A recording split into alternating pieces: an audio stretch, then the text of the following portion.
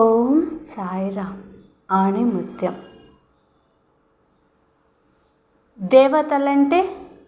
దేవతలంటే అనేక రూపాలు కాదు, అతీతమైన శక్తి సామర్థ్యాలే.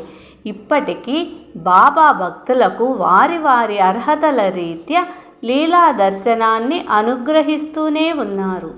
మనకు కావలసింది బాబాపై భక్తి, విశ్వాసము మాత్రమే. ఈ సంసారమనే మాయలోంచి తరించాలి. ఈ సంసారమనే మాయలోంచి తరించాలంటే మనకు దైవ ప్రార్థన చేయటం తప్ప మరో మార్గం లేదు.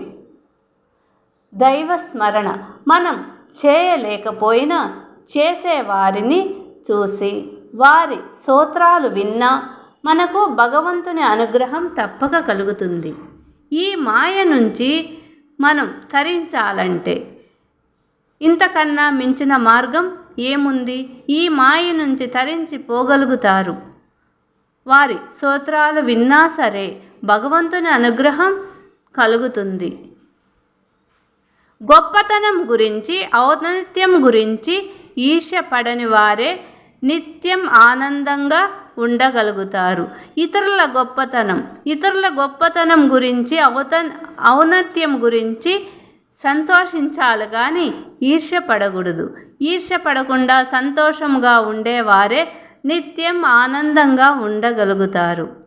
అందరికీ దేవుడు ఒకటే, మరి భర్త కూడా ఆ భగవంతుడే. ప్రతి ఒక్కరికి, స్త్రీకి కానీ పురుషుడికి కానీ అణువణువున నిండి ఉండి మన లోపల మన వెలుపల సంచరిస్తూ కూడా మనతో పలకడు, కనిపించడు ఆ భగవంతుడు.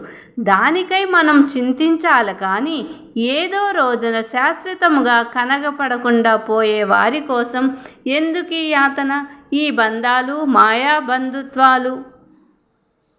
భగవంతుడు ఒక్కడే అనే సత్యం తెలుసుకోండి. ఇవి బాబా వాక్యాలు. మనం ఏదో పోగొట్టుకొని ఎంతో దుఃఖిస్తూ ఈ సంసారం అనే సాగరంలో ఎప్పుడూ దుఃఖపడుతూ ఎప్పుడో వచ్చే